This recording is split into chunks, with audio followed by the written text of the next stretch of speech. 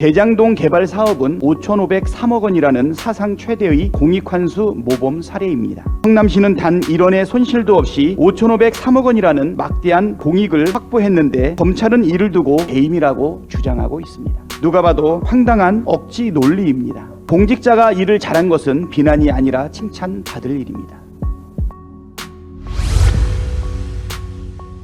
진실은 복잡하지 않습니다. 단순하고 명료합니다. 대장동 사업에 대한 검찰의 언론 플레이가 도를 넘고 있습니다. 검찰은 실체적 진실 입증에는 관심이 전혀 없고 이재명 대표에 대한 부정적 이미지 덧씌우기에만 올인하고 있습니다. 검찰이 유포하고 있는 파편적인 피의 사실은 대장동 개발 사업의 진실을 알 수 없게 만드는 일종의 연막탄입니다. 검찰이 마구 흩뿌리고 있는 나뭇잎과 곁가지를 쳐다보면 복잡해 보이지만 편견 없이 뿌리와 큰 줄기를 따라가면 쉽게 이해할 수 있습니다. 대장동 개발 사업은 크게 두 축으로 구분해서 살펴봐야 합니다.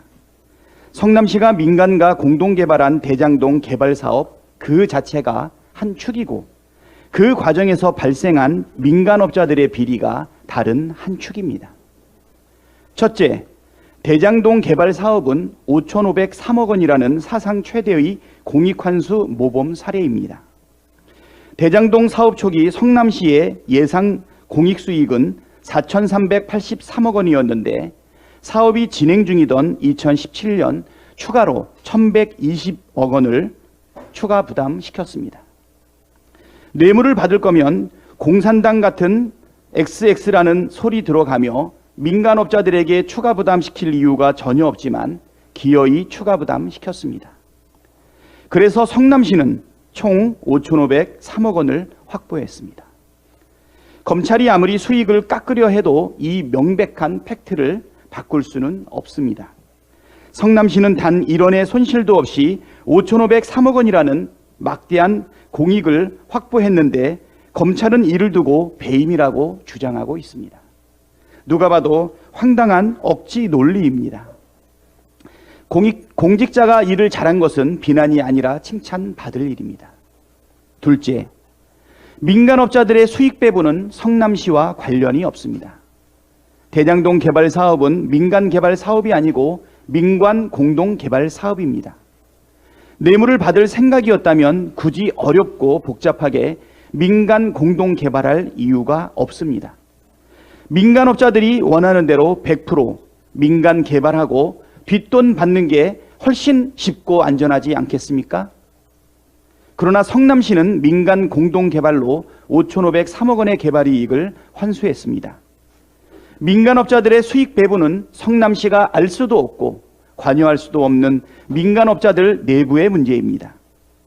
정영학 녹취록에는 민간업자들이 수익 배분을 놓고 자기들끼리 다투는 내용이 나오지만 어디에도 이재명 대표가 연관되었다는 얘기가 없습니다. 셋째, 부산저축은행 부실 수사는 민간업자 비리의 뿌리입니다. 민간업자들은 부산저축은행에서 대출을 받아 대장동 사업의 종잣돈을 마련했는데 그 역할을 한 사람이 조우형입니다. 조우형은 2011년 부산저축은행 사건으로 수사받을 당시 김만배로부터 박영수 전 특검을 변호사로 소개받았습니다. 대검 중수부에서 수사 실무를 총괄한 검사는 윤석열 중수 2과장이었습니다. 박영수 전 특검과 윤석열 검사의 각별한 관계는 모두가 알고 있지 않습니까? 그래서일까요? 윤석열 검사는 1,805억 원에 이르는 대장동 PF 대출건은 수사 대상에 포함하지 않았고 조우영의 대출 알선 혐의도 커피 한 잔 먹고 와로 흐지부지 처리되었습니다. 당시 수사팀은 조우영 본인과 가족, 회사의 은행 계좌까지 모두 압수수색하고 조우영이 10억 3천만 원의 알선 수수료를 받은 사실을 확인하고서도 알선 수재 및 공여 혐의를 덮었습니다.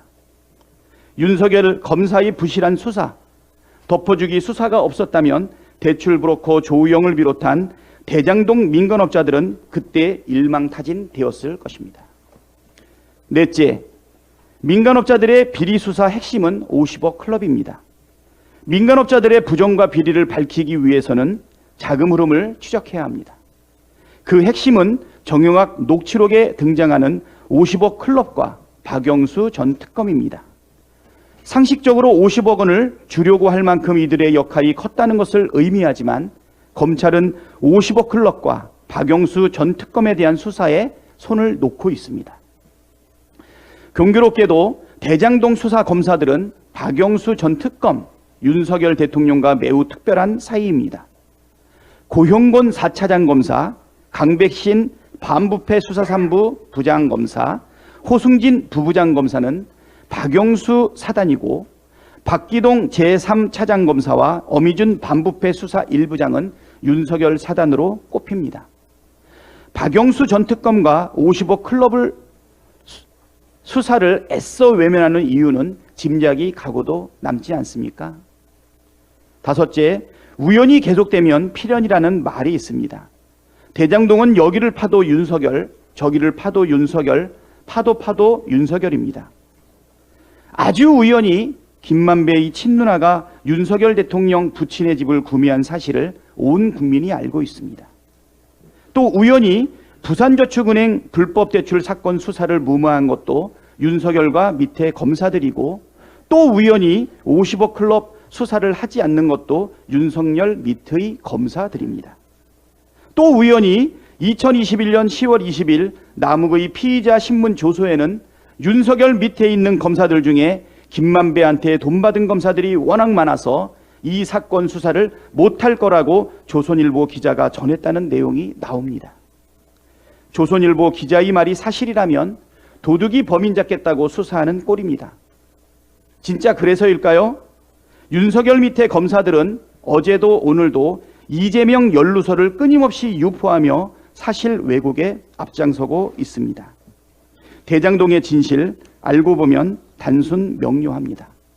그동안 검찰은 대장동, 성남FC, 쌍방울, 다시 대장동으로 카드 돌려막는 신공을 보이고 있습니다. 곧 신용불량이 될 검찰이 눈앞에 선합니다.